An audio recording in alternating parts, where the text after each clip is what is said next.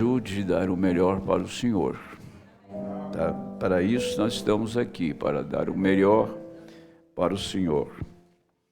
Eu creio que o benefício de um culto vem pelo comportamento nosso no santuário. Tem pessoa que não tem comportamento adequado, como deveria no santuário. Vocês querem me irritar? Só dormia quando estiver orando aqui. Aí você me irrita. Hora de oração, gente, é hora de rasgar a alma. Não é, irmão Cícero? Oração é para rasgar a alma. Não é para dormir em cima do banco, não. Por favor. Então, quando eu oro na minha casa, eu só não vou mais longe, porque o vizinho vai pular para lá de cá. Pular o muro.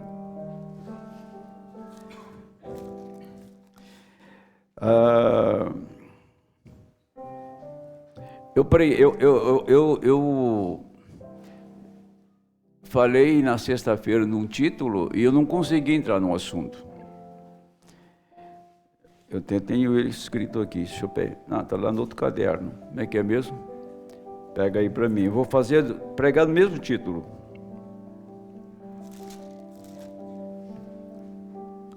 Acharam, hein? Tem um caderno meu ali, Ensino Médico Reunido, olha lá o título lá. Que eu fiz uma separação, eu fiz uma anotação separada. Então, isso, sustentar o chamado em meio às pressões. Gente, a Bíblia diz que os tímidos não herdam o reino dos céus. Quem disse foi o Senhor Jesus. Tímido é o desencorajado. Não é o tímido, né? A timidez nossa, tem pessoa que em si ela é tímida, ela não avança, né? Nós temos que avançar no que fazemos, certos e seguros. Mesma coisa se vocês me chamassem, qualquer pessoa para fazer um serviço, ele não está seguro que está fazendo, e ele vai, então você vai encarar um público, e o público já percebe lá no orador que ele está inseguro do que ele está falando, porque ele não está certo daquilo. Então isso é muito ruim, você não transmitir segurança para quem está te ouvindo. E você fica quase que sem ação, né? Porque não sabe para que lado vai. Agora, o tímido da Bíblia é o desencorajado. O tímido da Bíblia é aquele que não tem coragem de fazer nada. Tudo que o mundo pede para ele fazer, ele fala, não sou capaz. Esse é o tímido, é o desencorajado. E eu creio que para o Senhor, nós temos um segredo dado por Deus. Não tem diabo que fique diante da oração de um justo. Não tem. Nesses dias que estamos trabalhando, não é só eu não, por acaso eu consultei pastor amigo que ele estava fazendo o mesmo trabalho com a igreja sem que nós falássemos com o outro. Aí comecei a pensar comigo e estou vendo Deus mover. Eu estou vendo Deus mover. Agora, às vezes, Deus faz um sinal na igreja e a igreja fica esperando, né, um sinal do tamanho de um elefante. Passa diante das pessoas, elas não veem. Elas estão pedindo um sinal. Pediram um sinal para o Senhor Jesus em seus dias, né? Diz, não, sim, vocês querem um sinal? Aí ele falou do profeta Jonas. Ele apontou para Jonas, o sinal de Jonas. E lá em Jonas também, em seguida está a rainha de Sabá. Então ele apontou para isso. Aí eles ficaram assim, mas que história é essa? Jonas já está alguns, quase 1000 anos no passado. A rainha de Sabá foi nos dias de Salomão, que eles conheciam a história. Mas o sinal era aquele. E eles não perceberam, não entenderam a língua do Senhor.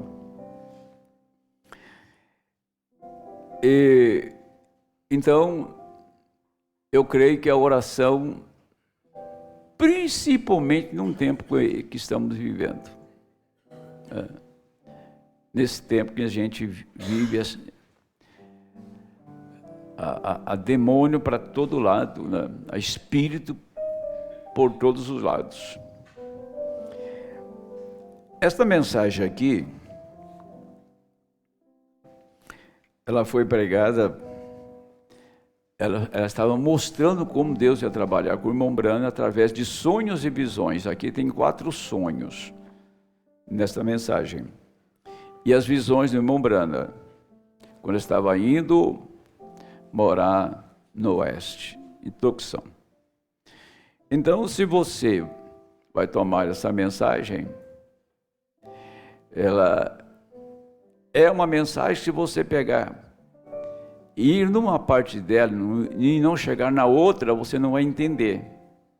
Porque é um texto, né, que para entender tem que tomar todo o contexto do acontecimento antes da abertura dos selos.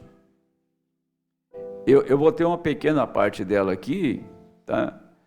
Porque se eu voltar para trás ou ir para frente, aí você tem que pegar todos os sonhos que o irmão Branham interpretou naqueles dias, que foi antes de abrir os selos, quando estava indo por uma inspiração divina, por um mandar de Deus, morar no deserto. Lá em Tucson, um lugar terrível para morar, muito quente. Quem saiu da onde ele estava, lá em Jeffersonville, faz frio de 20 graus negativos. É frio, muito frio. E Tucson é um forno, né? Eu estava em Araçatuba, eu abri a porta do apartamento do hotel, saí no corredor, vi um bafo assim parece que ia te derreter, tão quente. Agora, semana passada. Quando eu cheguei em Sorocaba, estava 15 graus. Um vento frio. E se você for em Araçatuba agora, você vai derramar suor lá. Aliás, tem um vídeo que eu fiz lá do Rio Tietê, que um dia eu vou mostrar para vocês o que é o Rio Tietê de verdade. Tem 1,5 km de largura. É um rio lindo, maravilhoso. É um rio de pesca, de muita pesca. E eu passo do lado da cidade assim. Eu estive lá para ver o rio. Que coisa linda é o Rio Tietê. Lá. Aí ele nasce em Salesópolis. Passa por aqui, vai por Santo Antônio de Parnaíba. Eu não sei onde ele começa a ficar limpo. Acho que uns 100 quilômetros para frente ele já começa a ser um rio limpo, que tem vida. Mas lá em Araçatuba, ele é maravilhoso. Uma água azul, uma coisa linda. E lá tem a plataforma de pesca, eu estive lá e vi os pescadores lá e tal. Isso é o que Deus faz. Tá? É o que Deus faz. Uma água parada, se o Tietê ficasse parado daqui até Santana de Parnaíba, ele nunca ia se limpar. Ele fica cada vez mais fedorento. Mas porque ele tem um curso, ele segue um curso, ele vai por si se purificando e torna-se o rio que ele é. É o que o profeta fala. A vida cristã estagnada, parada, ela vai continuar na velha vida, vai continuar nas coisas antigas. Porque nós temos que crescer em Cristo. Nós temos que nos amadurecer. E a igreja para no tempo, nós paramos no tempo, e Deus não tem como mais trabalhar com a gente, porque estamos parados. Deus exige que a igreja caminhe, por isso que Ele colocou 7 mensageiros, 7 eras ao longo de 2000 anos. A pessoa para, ela só foi batizada em nome de Jesus Cristo e não sabe mais nada, só isso. Acho que ela nunca leu João 3, né? Para saber que a pessoa que não nasce de novo não vê o reino e não entra no reino. E o desafio, diz o irmão Brando, do tempo nosso é nascer de novo. Falar em nascer de novo, me pega uma mensagem lá para mim, chama União Invisível da Noiva. Está lá. Traz para mim aqui que talvez eu quero mostrar uma coisa que o profeta falou ali. Tá? Eu estou acumulando muito assunto aqui, vai demorar, né? Então, vamos ficar em pé e ler a Bíblia, né? São Mateus, capítulo 12, 22 ao 31. Obrigado, irmão.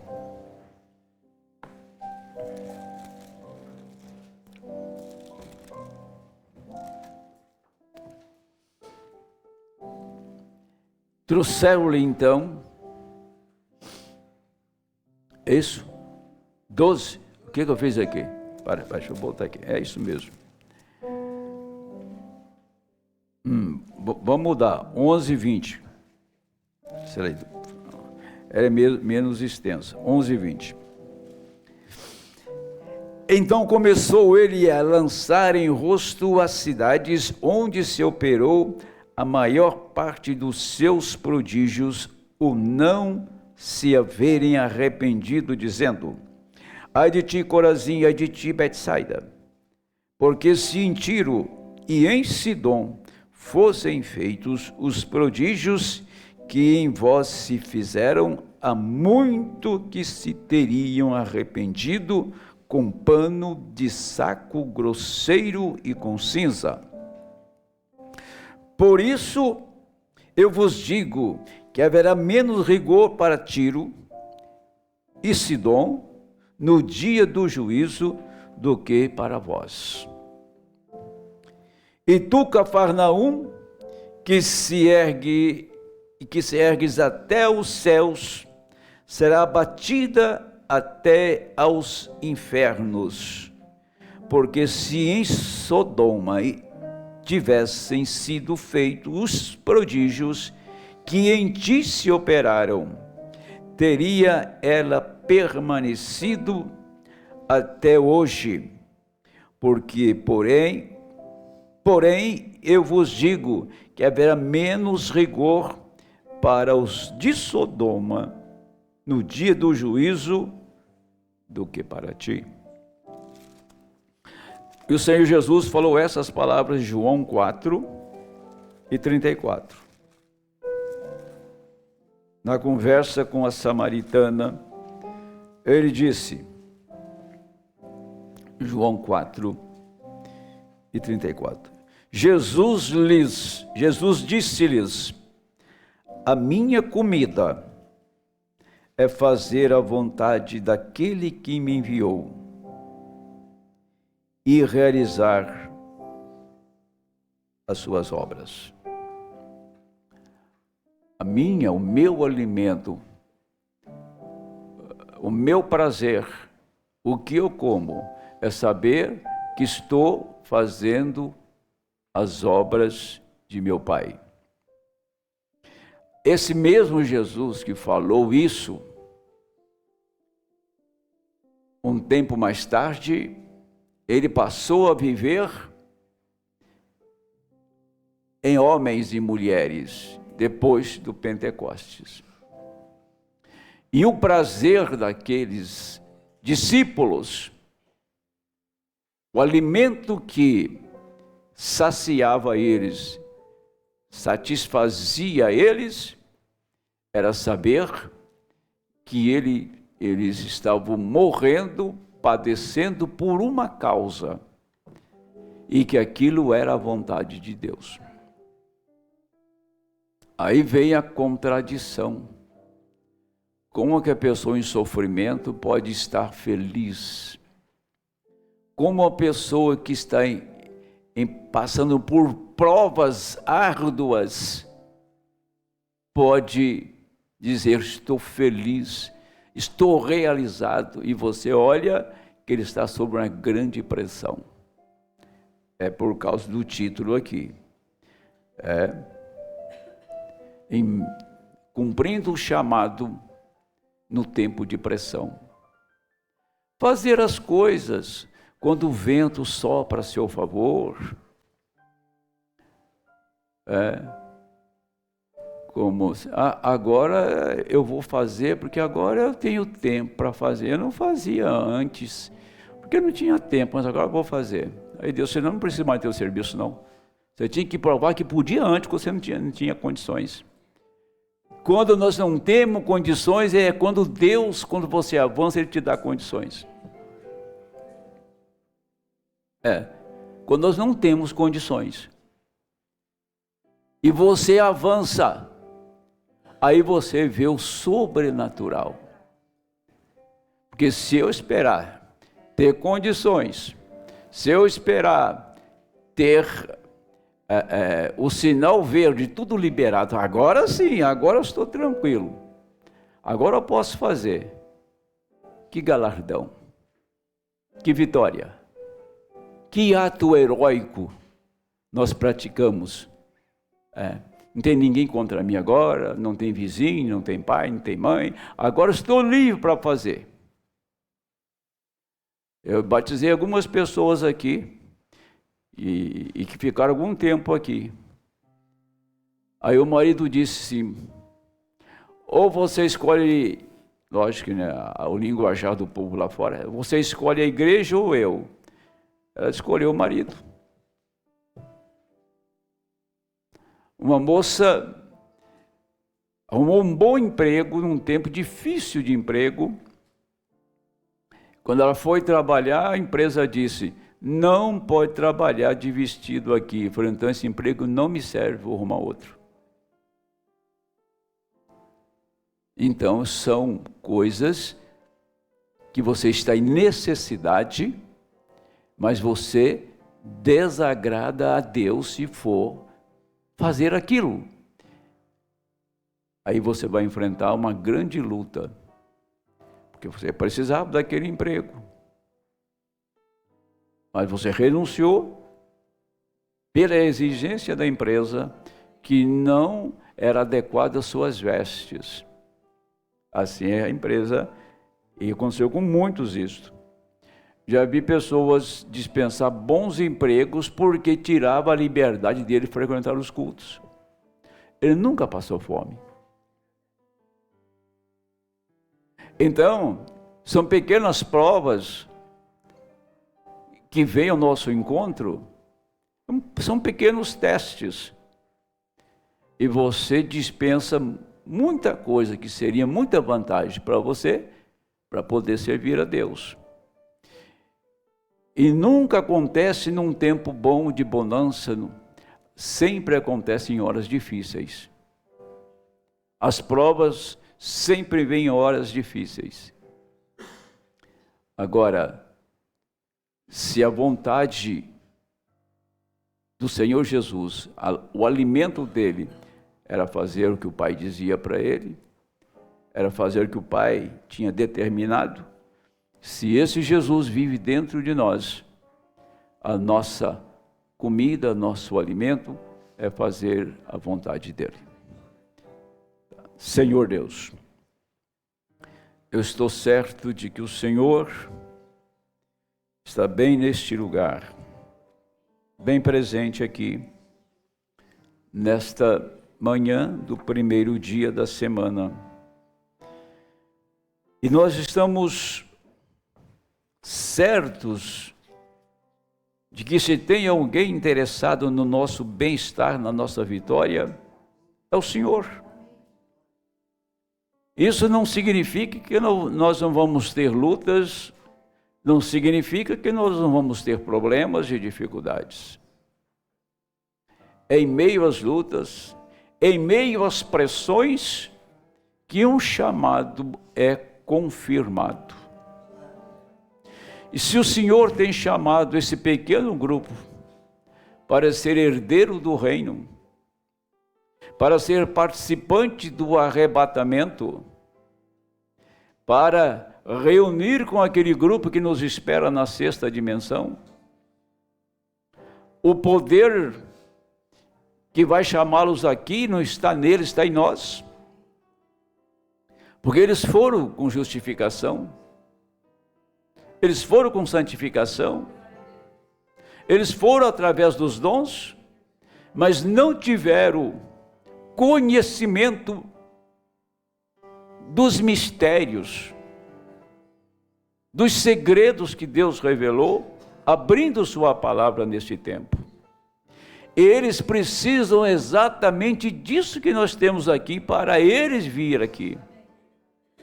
E o Senhor tem dado a nós esta graça, de ter em nós a voz do arcanjo, para chamá-los de lá para cá. Senhor, não saberia eu como fazer. Eu não teria nenhuma habilidade, capacidade, conhecimento e entendimento para fazer esta voz ressoar, como foi no sepulcro de Lázaro. Mas de uma coisa, Senhor, eu estou certo, que se eu me entregar em suas mãos, se eu me colocar à sua disposição, eu verei isso acontecer na minha vida, porque eu dei lugar para a sua voz falar através da minha. Cada vida neste ambiente, nesta audiência, deve refletir sobre isso, enquanto nós iremos meditar em sua palavra. No nome do Senhor Jesus Cristo. Amém. Pode sentar, irmãos. Eu vou ler o texto aqui da Bíblia, onde o profeta falou. Alimento espiritual no seu devido tempo. No parágrafo 134.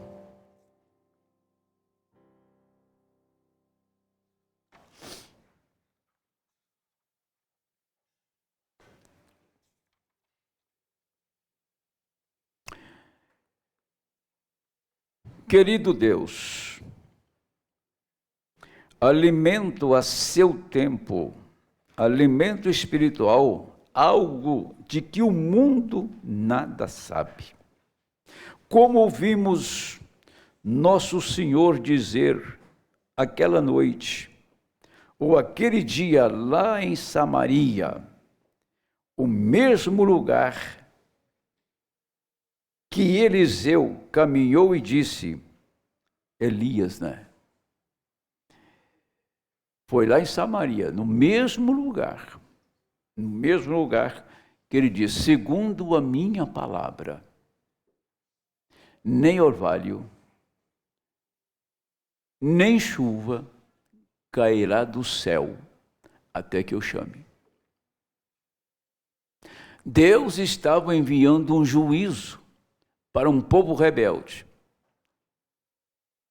nos dias do rei Acabe e de Jezabel.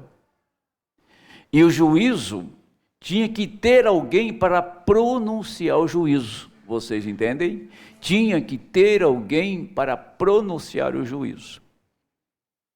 E o homem daquele dia, que tinha essa prerrogativa para pronunciar e chamar o juízo, era Elias. Podia ter muitos profetas naqueles dias, porque tinha escola de profeta ali.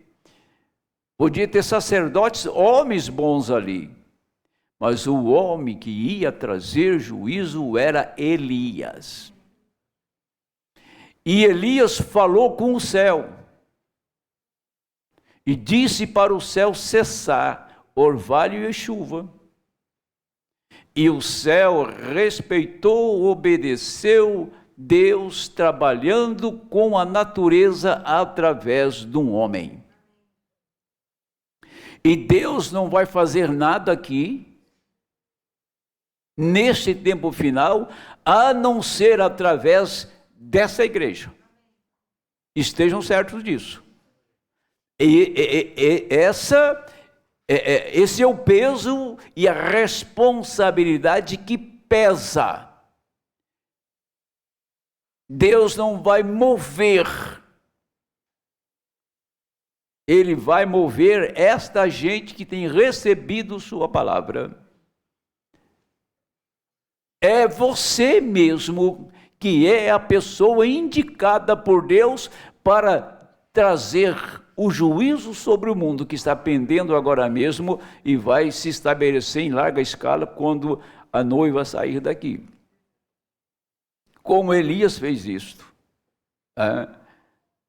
Agora, veja bem, aí que as pessoas estão esperando Deus, escute, as pessoas estão esperando Deus fazer alguma coisa. Deus tem que mover em nosso meio.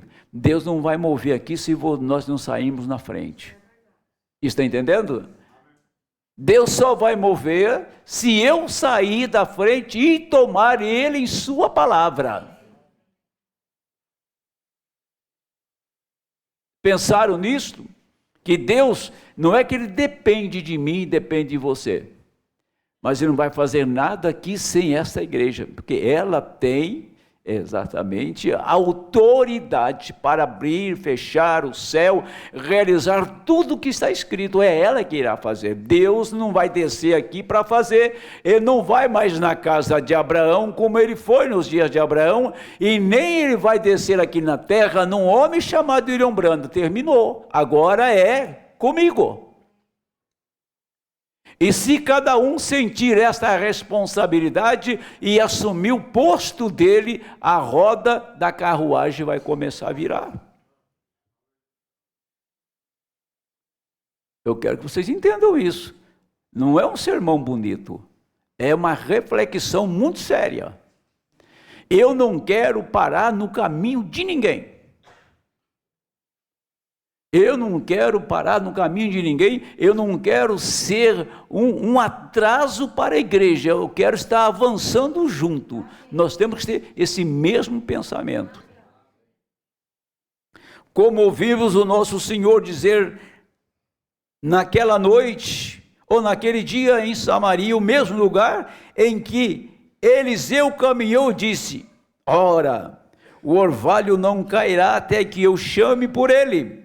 Eis que se encontrava Jesus ali, contando aos seus discípulos. Você percebe então, quem que falou com o mar? Quem que chamou o pão do céu? Quem que criou vida? Foi um homem chamado Moisés. Deus não desceu ali na forma de um homem que já tinha descido na casa de Abraão. Mas o profeta sabia que aquele pilar de fogo era o mesmo Deus que esteve um dia com Abraão. O pilar de fogo que uma vez esteve com Abraão na figura de um homem de carne e que esteve guiando Israel no deserto e os tirou da terra do Egito, esse mesmo pilar de fogo veio para nós, em nosso dia. Ele desceu em 1950, em janeiro, em Houston, e nunca mais ele deixou aqui. Ele guiou todos os dias o irmão Brando, em cada reunião do irmão Brando, e lá estava a presença dele. Aquela luz que estava ali era o mesmo pilar de fogo, era o anjo do Senhor nas reuniões do irmão Branda. Esse anjo do Senhor não tem deixado este lugar, não. Ele está com a noiva eleita, ele está com o eleito. Esse anjo do Senhor ainda permanece em nosso meio, que possa ter vida suficientemente espiritual para saber que ele está presente. Disseram: mestre, por que não comes? Ele disse: tenho alimento que não conheceis.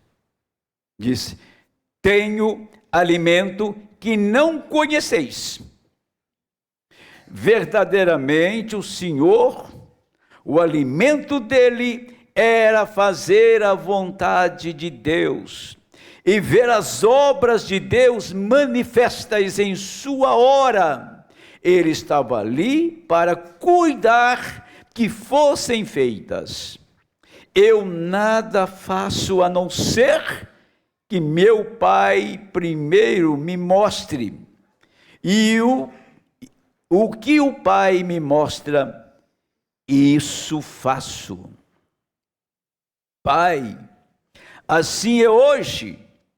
A igreja, o verdadeiro crente, o corpo de crente, tem acesso ao alimento, o alimento espiritual, do qual os nominais nada sabem.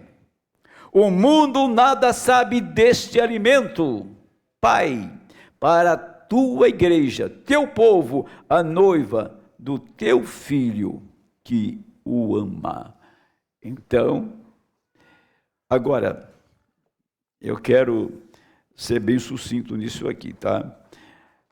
Esse trecho aqui da mensagem, Senhores, este é o tempo, eu quero ler detalhadamente isso. O que Deus estava falando com o irmão Branham a partir do parágrafo 66. Ele disse, Senhores, este o tempo. Onde está esse negócio aqui? Deixa eu ver. Não. Eventos modernos. Perdão, eu confundi a mensagem. Eventos modernos 66. Aqui está. Notem,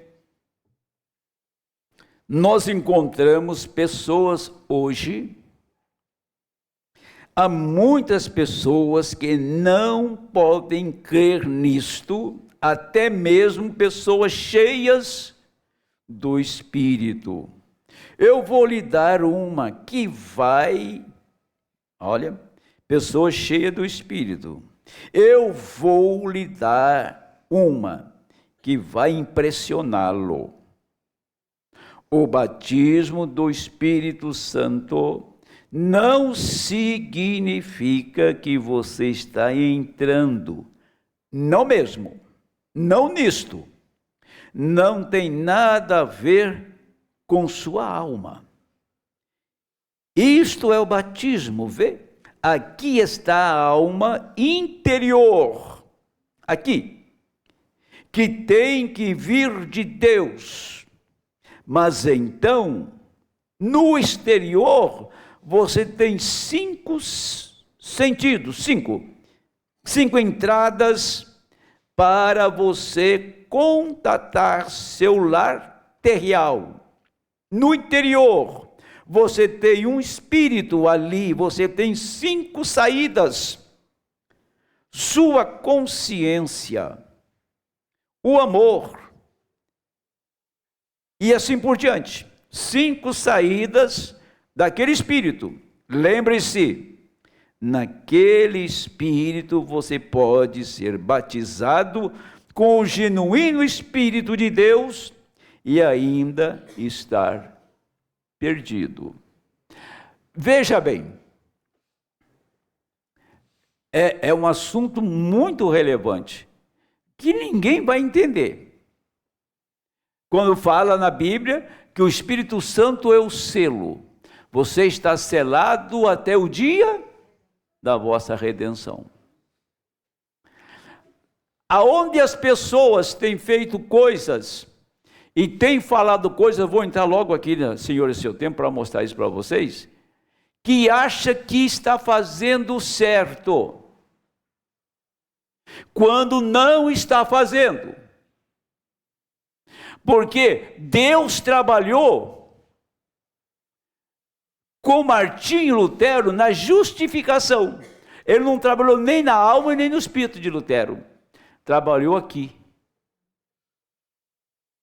Lutero foi a primavera.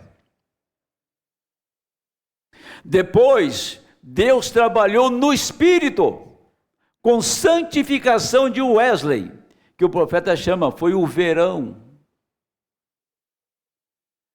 E mais tarde Deus continua trabalhando no Espírito, dando os dons para os santificados. Estão entendendo a progressão, dando aos santificados o Espírito Santo no Espírito. Mas quando ele envia a palavra, já passou uma dispensação de Lutero, já passou a dispensação de Wesley e passou a dispensação pentecostal. Ele trabalha dentro dessa estação, dessa dispensação com a alma. Ele está tratando com o eleito. Por que que tem uma igreja hoje como essa que eu estou pregando aqui? Porque nós estamos formando poucos jovens que até aqui têm sustentado o testemunho deles. Outros têm, virado bagaço também. Por quê? Por que tem uma igreja? Porque tem mulheres em nosso meio que não se pinta, que não corta o cabelo e que não se veste com indecência. Por quê? Por que que essas pessoas têm vencido o mundo? Têm vencido a vaidade? Não é dominado, não é controlado por nada, é controlado pelo Espírito de Deus. O que tem de espírito solto por aí é uma coisa absurda. Se você se envolver com um deles, ele vai te arrastar longe de Deus.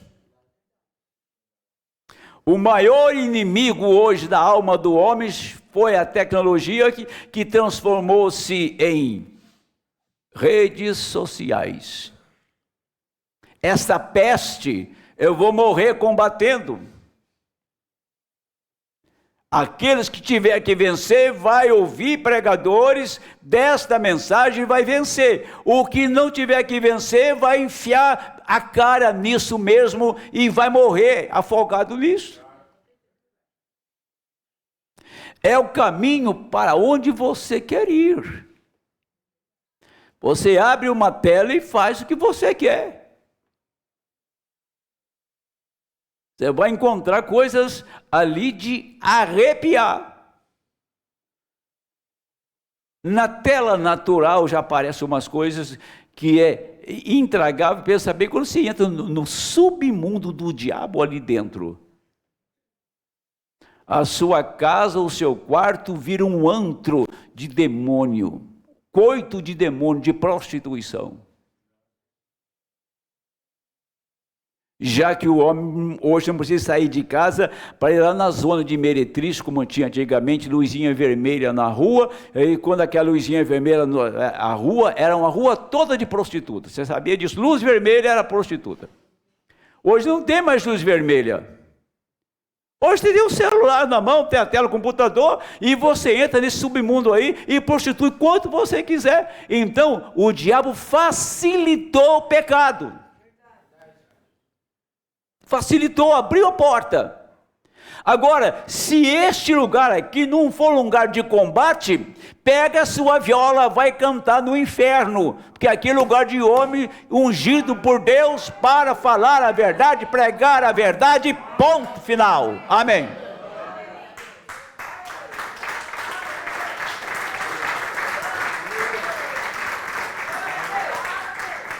Quem quer show? Vai nos cultos aí das denominações, tem show. Show, tem cantor, tem luz estroboscópica, tem como é que chama lá? As moças que dançam, como é que chama aquilo mesmo? Coreografia, lá está cheio lá de entretenimento. Mas você vem aqui e você vai ver que tem uma cidade chamada Cafarnaum, que ela vai ser tão ruim diante de Deus como foi Sodoma. Que o que Deus fez lá em Cafarnaum, se ele fizesse em Sodoma, Sodoma se arrependia. O Senhor falou, Sodoma se arrependia se visse os sinais que foram feitos aqui. O que Deus fez? Deus desceu aqui, neste lugar, tá? Em um tabernáculo e começou a operar maravilhas. Elias parou o céu no seu dia, mas o nosso Elias também parou o céu. Eliseu purificou um leproso, lá no Rio Jordão, o homem Naamã, um sírio, era um gentil, tá? Quantos leprosos foram purificados no dia do Senhor e em nossos dias? O Senhor Jesus teve um ministério de 3 anos e 6 meses. E o Senhor Jesus teve um ministério agora de 30 e poucos anos. O mundo está inexcusável, tá? Diante de Deus. Foi esquecido. Jesus, depois que ele morreu, ressuscitou para a ala religiosa e ficou esquecido. Até hoje não é lembrado. Depois que o irmão Branham saiu de cena, ele está esquecido. Nunca mais foi lembrado. Chega na América, fala de William Branham, ninguém conhece. Agora ele disse: é a alma que vive, esta foi ordenada por Deus. Não é que nos dias dos pentecostais o batismo do Espírito Santo era na alma, era no Espírito. Era o selo do dia, como nos dias de Lutero, mas em nosso dia na alma. Então a pessoa diz: eu tenho o Espírito Santo, o profeta diz: eu creio que você tem, mas você pode estar perdido. Porque ele na alma tem o controle completo do homem. Ele fora da alma não tem controle, você faz o que dá na telha. Não disse Jesus: muitos virão a mim naquele dia e dirão: Senhor, não expulsamos demônios, fizemos grandes poderosas obras, profetizamos grandes dons de Deus. Ele dirá: apartai-vos de mim, vós que praticais a iniquidade, jamais vos conheci. Muitos virão naquele dia. Caifás não profetizou, ele era um demônio. Nós descobrimos ali aqueles sacerdotes, aqueles grandes homens que deveriam ser grandes líderes naqueles dias, com humildade e tudo mais, mas falharam em ver a própria palavra de Deus manifestada diante deles. Nós poderíamos apenas pegar um grupo deles e anotá-los aqui. Quando Balaão, ele disse, você diz, Deus muda a sua mente, ele não muda a sua mente. Ele não muda a sua mente. Quando Balaão saiu como um profeta, desceu ali, um bispo, pregador, seja o que for que você chame, ele era um grande homem. Mas quando ele consultou Deus acerca de descer ali e amaldiçoar Israel, para começar, ele não gostava deles. Então ele pediu a Deus para ir e Deus disse: não vá. Insista com Deus. E você vai dar com a cara na parede? Não vá. Então eles enviaram um grupo de homens dignatários, talvez alguns bispos, os presbíteros, ou alguém a descer, disseram, com mais graduação, alguém mais capacitado para persuadi-lo. Ele voltou e pediu a Deus novamente. Alguém foi lá e insistiu com ele, então eu vou tentar de novo. Você não tem que pedir a Deus a segunda vez. Quando Deus disse isto, primeiro é isto. Você não tem que esperar nada. Agora, veja bem. Decisão tem que estar na nossa alma.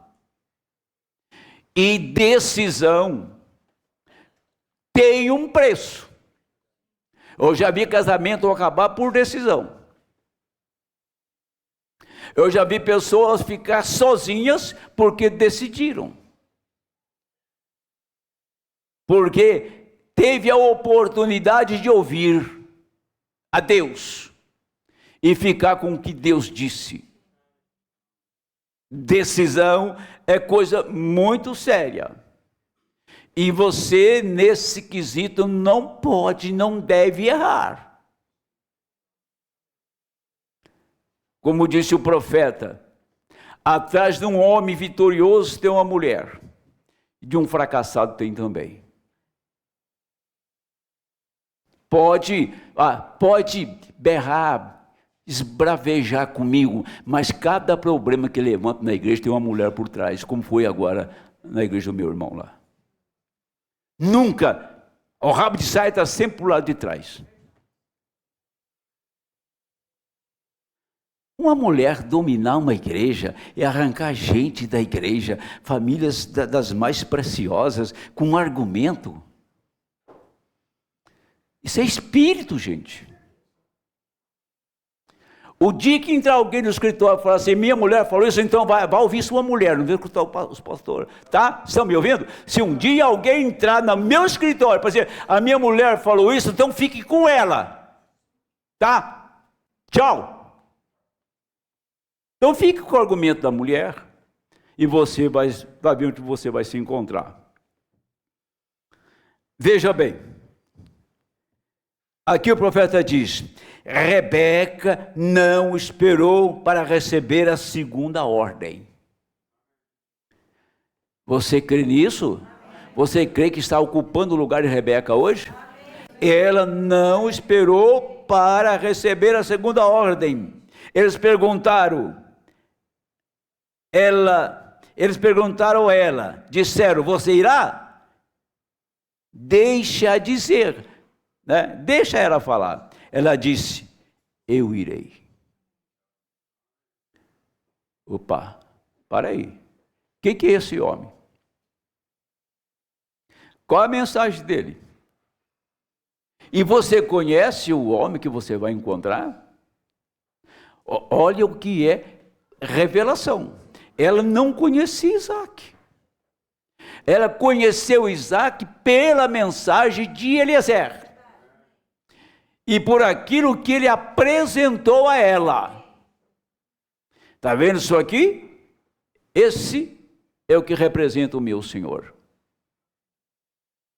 E ele me enviou aqui para levar uma esposa para ele. Eu estou aqui a serviço de Abraão.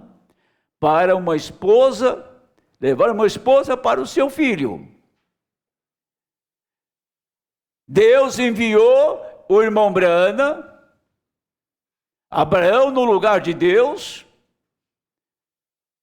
o irmão Brana no lugar de Eliezer, para levar uma esposa para Isaac. Isaac representando Cristo. É por isso que a pessoa dá um passo, mas não está seguro do passo dela. Ela toma uma decisão, mas ela fica sobre dois pensamentos cocheando. E aquele pensamento negativo, de não ter uma firmeza no que ela está crendo, aquilo não vai parar ali, aquilo vai ter um progresso. Agora, você só vai vencer se você alimentar a primeira decisão. Tomei a Deus em sua palavra, vou servir a Deus, tem uma mensagem que me fez ser uma mulher, tem uma mensagem que me fez ser um homem, tem uma mensagem que me fez ser o que sou. Ela me moldou, ela me lapidou, ela trabalhou comigo, ela colocou caráter em mim, ela fez eu um homem de moral, uma mulher de moral. Toda a sujeira do passado, toda a tranqueira do mundo ficou no mar do esquecimento. Eu sou uma nova pessoa hoje. Esta mensagem trabalhou, moldou, lapidou e fez o homem que eu sou, a igreja que está aqui. Amém. Eu não sou aquele de ouvir um sermão que achar muito bonito aquilo ali na rua e pensar outra coisa. Isso é coisa do diabo. Na hora da emoção, do fogo subindo, o homem, ele é constituído de emoção. Aí quando apaga o fogo, ele vira o quê? Não. Você está rindo, minha mulher? É verdade. Não sei o que você viu, alguma coisa eu falei. Não. Nós somos crentes aqui na igreja, muito mais crentes lá fora. Exige muito mais lá fora do que aqui. Puxa, deixa eu ficar quieto, vai, eu ia falar uma coisa aqui agora que ia arrebentar. Ela disse, eu irei. Ela foi firmemente inspirada por Deus. Ela se tornou uma das rainhas da Bíblia por agir sobre a pulsação do Espírito de Deus que se moveu sobre ela para receber o que era absolutamente a verdade. Ela creu nisto. Agora, descobrimos que Balaão, é claro, ele não podia ver. Ele foi e olhou sobre o povo e disse, agora apenas um minuto, somos um grande e importante povo aqui. Vocês são somente um grupo disperso, vê você. E todos nós cremos no mesmo Deus. O maior engano não está no sistema religioso, gente. Você não pode enganar uma pessoa duas vezes. Quem disse foi mão brana. Então vai lá fora e engana eles para mim. Que já estão no engano, poxa. Mas quem está propenso a ser enganado? Quem está propenso a ser enganado? Aí você vê. Balaão disse, isto na verdade, todos criam no mesmo Deus, todos eles adoravam Jeová. Olhe para o sacrifício de Balaão, 7 altares, número perfeito de Deus, as 7 igrejas, vê? E 7 carneiros, falando da vinda do Senhor. Fundamentalmente, ele era tão fundamental quanto Moisés era. Não havia uma vindicação divina ali. Eles eram ambos profetas. Agora você percebe o argumento de Balaão?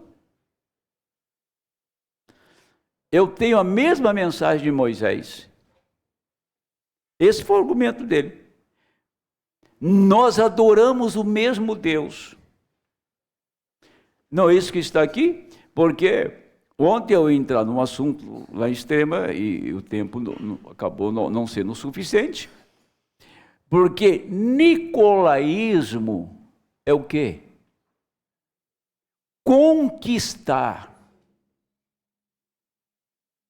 Ou Deus conquista você, ou o homem te conquista. Se o que eu estou falando descer fresquinho na sua alma, você já está entendendo muito bem os que estão sendo conquistados hoje pelo homem, dentro da própria mensagem. Isso é nicolaísmo. Que Deus, o que ele fez? Aborreceu. Rejeitou. Conquistar a pessoa. Aqui ninguém está por causa da figura do homem, da carcaça que eu sou.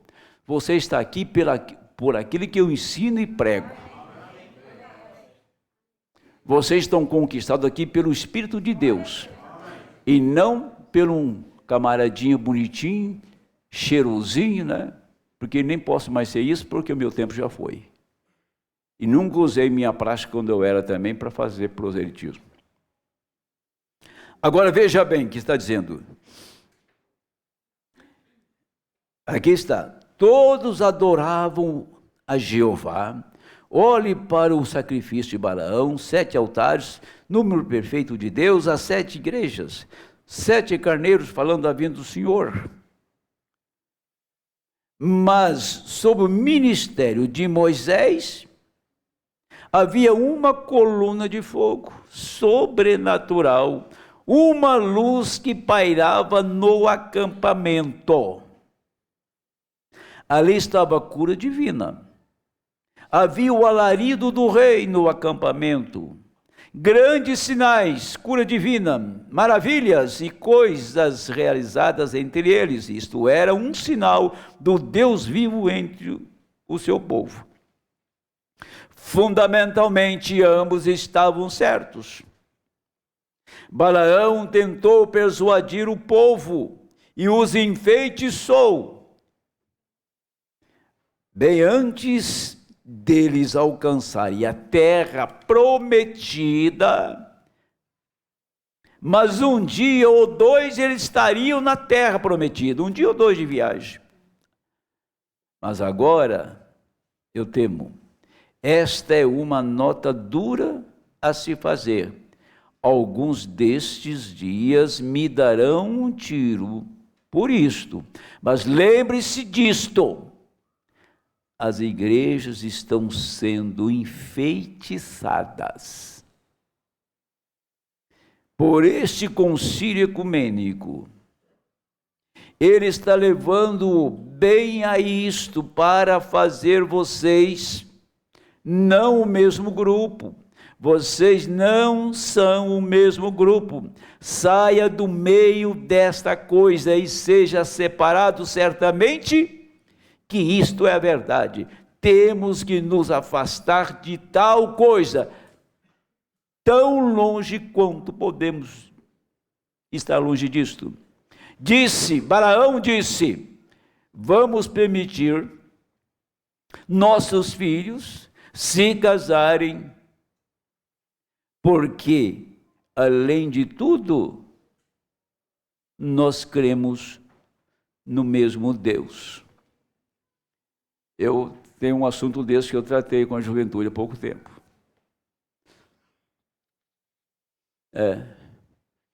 Eu sou da mensagem, vou casar com uma moça lá da igreja do pastor João Henrique. Ele vai sentar comigo no escritório para ver se ele é mesmo da mensagem ou se ele é um fanfarrão. Porque se não for, chama a moça, ele está reprovado. E ponto. Está aqui, a história está aqui diante de nós. O irmão Brano não está contando uma história para entreter o povo. Ele está alertando o povo que viria no fim. Agora, eu entrei no nicolaísmo, que é conquistar. Agora, não pode ter nicolaísmo sem ter o quê? Em seguida, o conjunto da obra, balanismo. Os dois espíritos são o mesmo e trabalham em esfera diferente. Balaão disse: é o mesmo Deus. 7 altares, 7 carneiros, e Deus responde. Quando eu faço isso, Deus desce no altar e responde. E isso é Mateus 24 e 24. Isso volta naquilo que o profeta falou, e vou tocar aqui. Eu tenho o batismo do Espírito Santo e pode estar perdido, porque se você tem um batismo do Espírito Santo, você não cai em grupo errado. Essa mensagem aqui, que eu vou ler agora, o profeta disse que quando o arrebatamento se der, por você estar num grupo errado, não há nenhuma corte para te defender. Não há uma corte para defender uma pessoa que está num grupo errado. Eu vou passar por ele aqui agora. Então nós vamos tomar a mensagem: senhores, este é o tempo. Aquela que eu falei, que tem 4 sonhos, tem muitas visões, e essa mensagem, o indivíduo tem que ler e pegar por parte isso, porque está falando de tudo que ia acontecer dali por diante na vida do irmão Brana. É a mensagem: senhores, é este o tempo. Tá? Deixa eu ver qual o parágrafo que eu disse aqui. 110, 111. Senhores, este é o tempo. Ele disse: uma visão da mulher do irmão Collins Wheeler. Notem, imediatamente depois disso, a irmã Collins, estava você aqui, irmã Collins, teve um sonho que estava aqui na igreja e um casamento estava por acontecer. E quando aconteceu, ela viu entrar o noivo perfeito, porém a noiva não era perfeita. Em 62. Embora fosse a noiva. Agora, essa é a igreja. Ali havia como que uma comunhão, um culto acontecendo aqui, como uma ceia sendo preparada. E aquilo ficou junto a ela porque o irmão Neville estava servindo uma ceia na igreja. Olha bem essa visão aqui. Eu estava meditando, a igreja tem que saber disto, tá? A igreja tem que tomar conhecimento disto. Então, estava o irmão Neville ministrando uma ceia, a comida era muito boa e abundante, tá? E esse foi o sonho da irmã Collins. O noivo era perfeito e a noiva não era perfeita. Aí ele continua. Aquilo ficou junto a ela, porque o irmão Neville estava servindo uma ceia na igreja. Mas ela disse que era a melhor comida que já havia visto. Tinha tanta fome. Ela pensou no sonho que talvez ele não serviria a que ela, que ele não serviria a que ela e o irmão Wheeler iam a um restaurante. Ele estava, olha bem o termo que ele está citando. O irmão Neville estava distribuindo essa super refeição. Mas ela achou que o irmão Neville não ia dar esta comida para eles. Está aqui, estou lendo na íntegra. Ela pensou no sonho que talvez ele não a serviria e tinha tanta fome. Ela pensou no sonho que talvez ele não a serviria e tinha tanta fome. Ele repetiu aqui, eu estou repetindo porque está repetido. Ela pensou no sonho talvez e disse: o irmão Wheeler iam a um restaurante para comer. Então, ele está servindo, mas não vai servir para nós, e nós vamos no restaurante para comer. E quando fizeram, se apagou a luz do lado da mão direita. Vocês sabem o que é isto?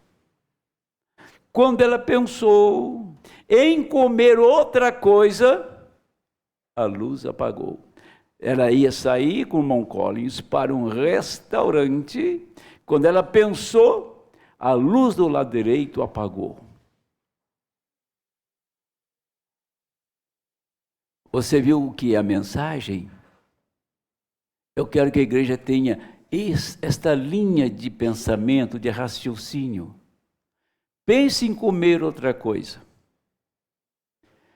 Eu trouxe nicolaísmo e balanismo diante disso, porque é o mesmo Deus, a mesma mensagem, 7 altares, 7 eras da igreja, tem os 7 selos, tem os 7 trovões, Mas quem é o ministrante desses mistérios? É a mensagem que é o ministrante, ou tem alguém que sabe mais do que os mistérios para ensinar o povo? É só você entrar numa igreja e discernir o que o pastor está pregando. E a luz apagou. Quando ela quis comer outra coisa, a luz apagou. E quando a luz apaga, em um ambiente, você não tem noção por onde você vai. Por isso que eles não sabem por onde estão indo. Agora, o alimento, a noiva não é perfeita, porém o noivo é perfeito, a noiva não é perfeita ainda. Mas o alimento que estava sendo dado não era o alimento literal, é o alimento espiritual que vocês têm tido o tempo todo. Deixe-me parar aqui nesse quarto sonho, aí vai ter em outro. Aí está, aqui está Agora eu vou tomar aqui o terceiro selo e alguns pequenos parágrafos, né? Para a gente tomar aquela mensagem que nós lemos na Bíblia. Mestre, come. Eu tenho uma comida que vocês não conhecem. Qual é a comida? É fazer a vontade do meu Pai. Eu digo para a igreja que eu estou pregando, come esta palavra. E qual é esta palavra que estou anunciando? É fazer a vontade do Pai, a vontade de Deus. É onde está a vontade de Deus? Deus enviou um guia. Deus enviou a sua palavra, tá? Para alimentar a igreja. E se Ele está aqui, a pessoa de Jesus Cristo em minha alma, pelo Espírito, o meu desejo, a minha vontade, arrebente aonde arrebentar coisa, é fazer a vontade dEle. Se eu sustentar, se nós sustentarmos o que Deus tem nos dado, Deus irá nos sustentar nas horas mais sombrias que essa igreja irá viver. Amém. Dias sombrios estão chegando. Eu vi um discurso do Charles. Quem viu o discurso de Charles? O rei da Inglaterra. Ele fez um discurso longo, falando do Brasil, mas arrebentou com isso aqui. Ele disse, os Estados Unidos toleram vocês, mas nós não toleramos vocês não. Ele saiu a público e postou isso. Aí eu estava puxando. Vai ser difícil para os reinhos, né? Vai acabar a moeda, vai acabar o papel, né? Parece ter um prazo aí para acabar, não sei, acho que é o ano que vem, parece. Vai entrar o Drex, né? A moeda digital. A coisa mais simples que tem é a marca da besta, que ninguém vai sentir que é maldade. Apenas você vai ter uma identificação que eu não sei. Lá na Austrália não, onde é meu, tem chip na mão, qual país? Suécia. Colocar o chip na mão, só aquilo, mais nada. Faz toda a movimentação. Não vou falar sobre isso. Eu não tenho conhecimento desses chips, que vai ser chip colocado na mão, que tem, que está aí para o pessoal ver, e funciona perfeitamente. Não sei se é isso. Eu só sei que para você fazer qualquer movimentação financeira, ou para você receber o seu pagamento da empresa, você tem que estar enquadrado dentro de uma moeda digital. Isso chama-se unificação do sistema financeiro. Então, é exatamente isso. Simples assim. Você paga as suas contas, você recebe, e você não precisa mais ter uma carteira no bolso com dinheiro, você não precisa mais somente ter aquela identificação, você faz todo o movimento. Isso é chamado pelo irmão Brando de boicote. Esse momento está prestes a acontecer, porque o homem mais poderoso do planeta, publicado na imprensa no mundo, o homem mais poderoso do planeta, já colocaram até o slogan, é Donald Trump. Ele vai nomear a pessoa. Nós caminhamos para a hora final. Nós caminhamos para um tempo que o amanhã talvez não seria a última chance no dia de amanhã, mas não sabemos. O que eu penso que ainda encontra em nosso meio pessoas escolhendo lugar para congregar, para satisfazer, não é porque foi muita gente embora daqui, não, de outros irmãos também, outros ministros têm saído muita gente também, ir para outro lugar. igrejas pequenas e grandes. Isso está sendo uma epidemia. Por quê? Porque eu não vou com a cara do pastor, mas vai com a cara daquele que ele prega. Você não precisa me chamar de bonito não, porque eu não sou. Não é troca de gentileza que você vai manter uma pessoa na igreja. Tá? Não é troca de gentileza, não. Educado eu sou, eu conheço meu lugar, eu sei que sou educado, eu sei tratar bem as pessoas, mas quando eu estou pregando o evangelho, a minha educação fica zero, porque eu bato no diabo até ele amolecer. Não estou lutando contra a carne e sangue, estou lutando contra espíritos, demônios, que estão arrastando a pessoa para o abismo.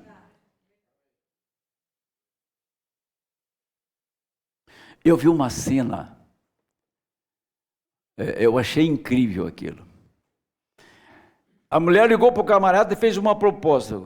Cara, não vai dar. Por isso. Passou um pouquinho, ela ligou de novo, com a mesma proposta. O camarada, não vai dar. Não tem condição. Na terceira vez ela ligou, fez a mesma proposta. O cara, tá bom. Se é assim, então eu vou fazer. Cedeu. Então o diabo, ele faz a proposta e martela em cima. E martela em cima, até você ceder. Terceiro selo. 197. Aqui está. Deus prometeu nos últimos dias que ele manifestaria e vindicaria a sua palavra a ela, e mesmo assim ela não aceitaria. Agora vamos pegar um paralelo aqui lá do Jardim do Éden e pegar um paralelo aqui lá da noiva hebreia nos dias de Cristo. Tudo que Deus lhe prometeu por meio de seus servos, os profetas, Deus prometeu através de Jesus Cristo, Deus prometeu através de Joel, Deus prometeu através de Paulo, Deus prometeu através de Malaquias, João, Deus prometeu através de João, o revelador, todos esses profetas, exatamente o que a última mensagem seria para ela. Agora, se desejo anotar estas referências, certamente todos vocês já as conhecem. Jesus em João 14:12, Joel 2:28, Paulo, ou seja, Timóteo 3, e Malaquias 4, o revelador, Apocalipse 10 até o 7, de 1 ao 7, veja exatamente o que sucederia agora. E para a igreja, o que é isto? A palavra encarnada, a palavra feito carne entre seu povo de novo. E eles simplesmente não creem nela. Eu fiquei 22 anos procurando entender o que é a palavra encarna, eu sou sincero. E todo encontro que ia, esse assunto era ventilado. A palavra, o que é a palavra encarnada? Perguntaram para o chefe deu umas 300 voltas lá e não conseguiu explicar. O que é Deus encarnado? Presta atenção nisso. Nós estamos no tempo. Amanhã eu estou mais velho. E quando o homem começa a envelhecer, pode ter certeza que vai começar a aparecer problema para ele, doenças. O envelhecimento traz uma série de complicações. Ninguém é melhor que ninguém, não. Ficou velho, prepare, porque vai vir. Você vai sentir depois dos 25 anos a coisa começar a acontecer. 40, 60, então, descamba tudo. Isso é verdade. Você tem que estar sujeito ao tempo. Você cria filhos, você tem uma esposa, você tem um trabalho, você tem uma vida natural, você tem dor de cabeça, você tem dor de estômago, você tem catarata, começa a ficar cego, você começa a perder a audição. você tem pressão alta, você tem diabetes, você tem artrose, você tem artrite. Então, nessas pessoas que são portadoras desses incômodos, Deus não está ali, né? Esse é o problema, que as pessoas acham que Deus encarna e que você vira anjo. Abre as asas e atravessa do outro lado do planeta, vem em volta, e que você é um anjo. Deus encarnado é um Deus sofredor, é um Deus de luta, de batalha, que é portador de doença, problemas na família. Sim, Deus encarnado é isso, é você suportar o que vem sobre você. Se você não tem Deus, você se rende aos males deste mundo. Se você tem Deus, você não se rende. Sem Deus você está vencido, com Deus você vence. Então Deus em carne é sofredor, Deus em carne é ter cansaço, é ter emoções. Deus em carne é Deus doente.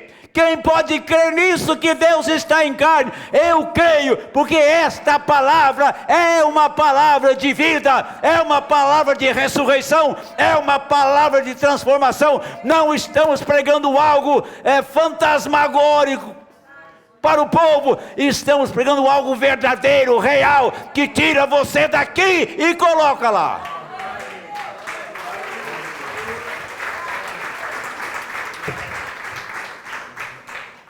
Eu podia pegar, só abrir a Bíblia e pregar um sermão. Mas eu tenho que passar para essa igreja saber o que ela é e o que ela tem, que está nesta mensagem. A promessa para o dia, a promessa para a hora. Deus em carne. Pode me botar na guilhotina e me matar com choque elétrico, não tem problema. O que está aqui não morre. O que está aqui não morre, gente. O que está aqui não envelhece. Esse corpo velho está se definhando, mas esse cada dia está melhor. Quanto mais velho Abraão ficava, mais perto de Deus ele estava. Quanto mais Abraão perdia, mais ele ganhava. Quanto mais nós perdemos aqui, mais ganhamos lá. Amém. Estou no terceiro selo, parem, não sei não onde, deixa eu ver aqui. Você sabe o que Jesus disse? Quando ele viu, quando ele fez aqueles milagres diante deles, ele provou que era Deus. Provou aquilo que ele estava fazendo. Ele tinha feito exatamente, ele disse, ó Cafarnaum, tu que estavas até o céu, tu que te estavas até o céu, se as obras que têm sido feitas, poderosas obras, tivessem sido feitas em Sodoma, as que foram feitas em ti, ela ainda estaria de pé até este dia. E em Cafarnaum não fez nada a não ser curar umas quantas pessoas. Eles revelaram o segredo de seus corações e se foi. E em Sodoma ele não fez nada. Nada. Não teve um milagre em Sodoma. Mas se Jeová descesse e curasse uma meia dúzia lá, Sodoma se arrependia. Eles não sabem o que significam obras poderosas. Pensam que tem que ser algum programa gigantesco, onde todo mundo tenha parte, e que o juiz faça o seu discurso, e a orquestra toque músicas, as bandeiras coloridas, e as mulheres bem vestidas, permanecendo todos com PhD ali, e grandes cartolas de colarinhos virados e tudo mais. Todos eles entram. Isto é algo importante. Deus diz, isto é tolice. Ele traz alguma coisinha que talvez não sabe qual a diferença entre o ABC, dificilmente realiza algo que incendeia a verdadeira igreja. Os demais dizem, um bando de santos roladores. Deus chama isso grande e o mundo o chama de uma tolice. O mundo chama aquilo grande, Deus chama de tolice. Vejam, simplesmente vice-versa. A coisa que Deus tem prometido, Ele fará e já tem feito, está presente em nosso meio. O Filho se manifestou em carne. Vou para o meu encerramento agora. Agora, a minha leitura aqui seria só apenas uma leitura na mensagem União Invisível da Noiva. Todas essas se dividiram daí como uma folha. Porém, recordem, quando desceu e o grão começou a amadurecer, você encontra que antes que este grão possa amadurecer, tudo neste talo tem que estar morto. Aleluia! Não podem ver onde estamos parados. A vida está novamente no grão, que é exatamente igual ao mesmo grão que caiu na terra. O mesmo Jesus na forma da noiva, o mesmo poder, a mesma igreja, a mesma coisa, a mesma palavra. O primeiro casamento que houve na terra foi o diabo que fez. O primeiro casamento que houve na terra, quem era o marido de Eva? Era Adão ou era o diabo? Então nós somos na carne fruto daquele casamento. Por isso que essa velha natureza, esse velho homem tem que morrer para que nasça o do céu. Tem um nascimento terreno, tem um do céu. O do céu é uma mudança de natureza, da natureza pecaminosa para a natureza divina. O homem velho, o homem que morre, o homem frágil, o homem débil para um homem eterno. Nascer de novo é receber a natureza divina. Agora, então, o que aconteceu? Jesus, ele fez possível o novo nascimento através do seu sangue. Não há nascimento sem sangue. Há? Não há vida sem sangue. Há? Não há. Então, no Calvário, os 3 elementos ele trouxe para o novo nascimento: água, sangue e espírito. Agora, você toma uma coisa, junção. O profeta pregou a mensagem, está aqui, junção do tempo. Junção ou bifurcação. O que é uma bifurcação?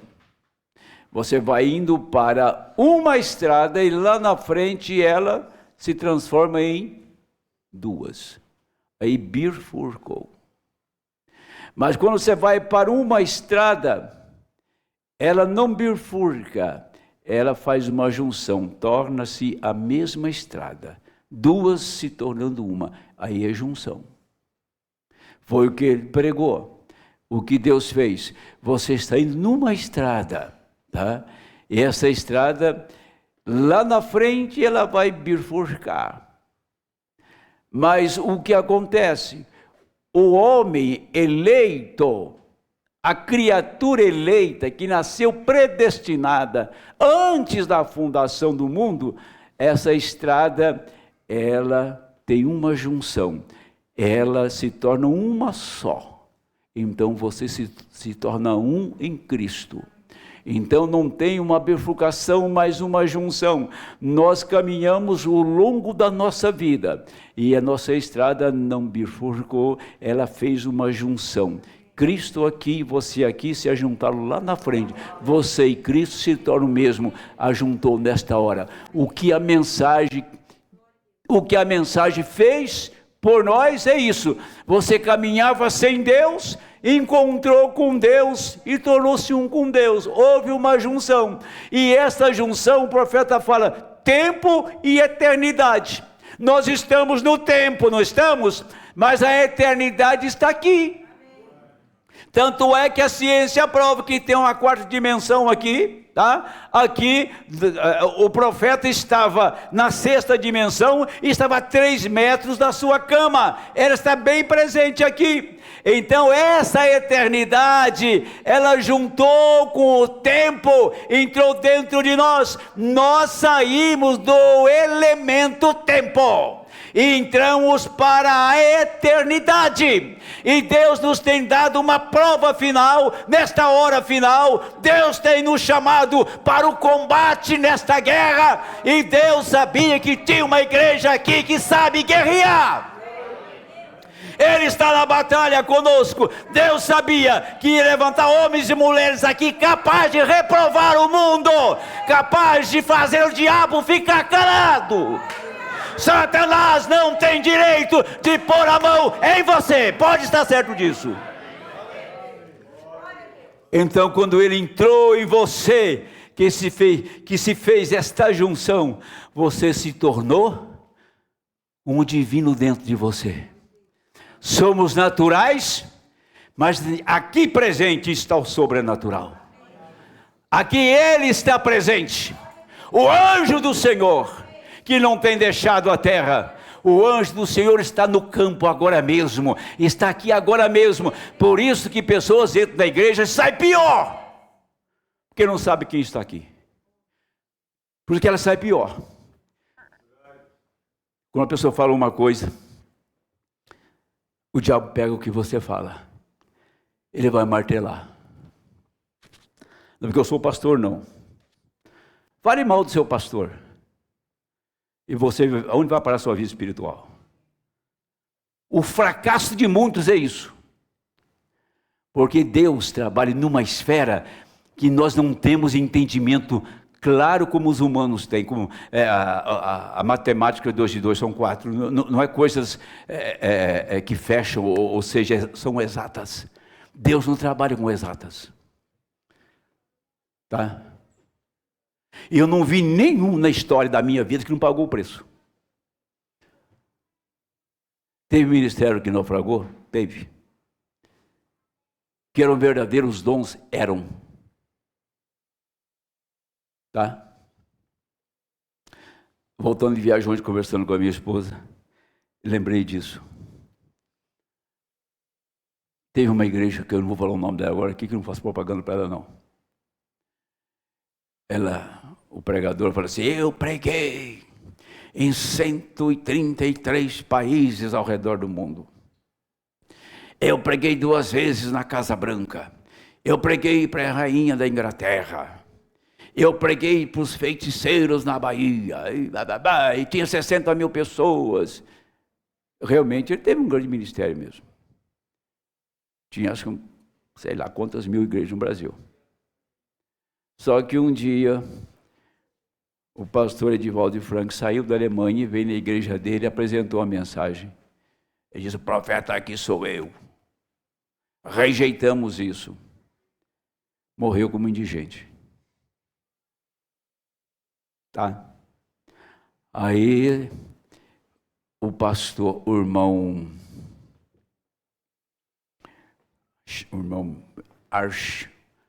Martin Arch, trouxe a mensagem para o Brasil. Ele foi o homem. A mensagem chegou no Brasil através de Art Martin. Mas ele, dificuldade da língua, né? Como é que vai divulgar a mensagem? Dificuldade do português, falava português muito ruim. Essa mensagem cai lá no Centro-Oeste. Ficou 1 ano engavetado. Um dia uma mulher falou assim, leia isso de novo. O homem foi lá e leu. Creu. Batizou 2.000 pessoas. Chegou na maior rádio do país. É isso que eu falo. O homem que tem visão, que é um visionário. Eu não sei se ele tinha dinheiro, que o programa de rádio naquele tempo era muito caro. A Rádio Universo de Curitiba. uma rádio que atingia o Brasil inteiro. A rádio Anhanguera de Goiânia, também de nível nacional. Ficou muitos anos e foi levantando, lá nos anos 70, muita gente. Muita gente. O país foi evangelizado conforme assim diz o Senhor, que eles ouviriam vozes angelicais, lugares que os missionários não podiam chegar, mas a voz chegava e chegou através da rádio. Ninguém pode falar que essa obra não foi de Deus e que esse homem foi usado por Deus. Como terminou, não interessa. Agora vou citar uma coisa que o profeta disse. Isso é chocante. Deus pode te usar e depois ele pega e te joga fora. Acabou. Tá? Terminou. É isso. Descarta. Usei essa ferramenta, agora não preciso dela mais. Agora, o que tem nisso, por trás disso? É um dom. É uma visão. Porque tem pessoa que não prospera na vida porque não investe, não é? Faz tudo na base do machado. Faz a coisa certa. Investir na nossa vida, hoje, é joelho no chão, oração. Investir em nossa vida hoje, pelo rumor do mundo, as coisas que acontecem, você está alinhado com Deus. E uma coisa, se você se alinhar com Deus, eu lhe garanto, como ministro nessa plataforma, que Deus falará contigo. Você vai ouvi-lo. Deus não vai tratar com pessoa distraída e que está no mundo da lua, que está vivendo a esmo. Mas acerte a vida com Deus. Enquadra a sua vida com a palavra. Abre este livro, medita nele. Toma essa mensagem, medita nela. E comece a orar. E jejue. E faça uma vida consagrada. Certamente que a voz do Senhor vai estrondar na sua alma. Não tem como errar. É 100%. Deus falará contigo. Eu tenho ouvido o meu Deus.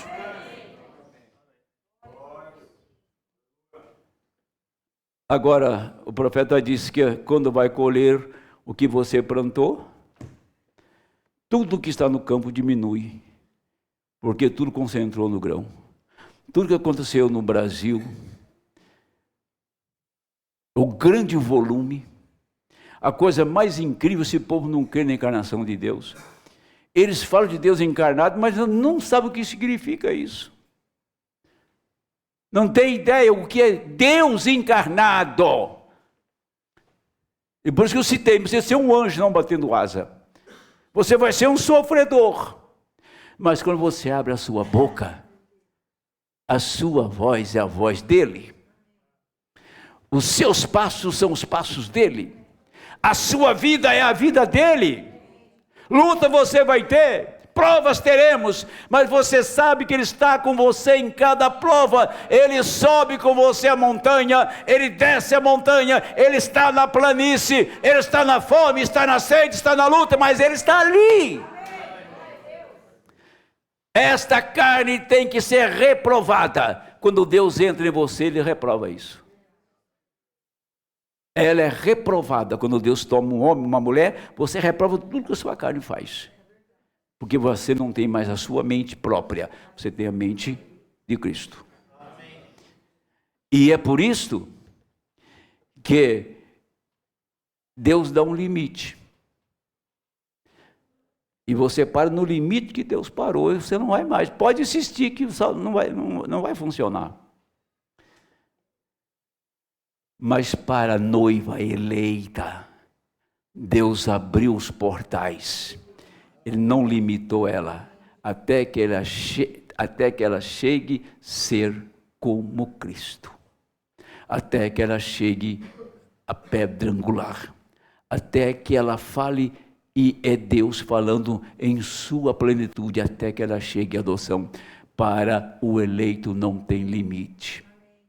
Uns vieram até um ponto da mensagem e pararam, outros até outro ponto e parou. Agora, o que o profeta disse, vou encerrar aqui, que tudo na planta está morto, porque a vida entrou no grão e o grão está maduro. E tudo diminui. Veja o tamanho da noiva hoje. E você tira a sua conclusão que é tempo de ir embora. Deus abençoe em nome do Senhor.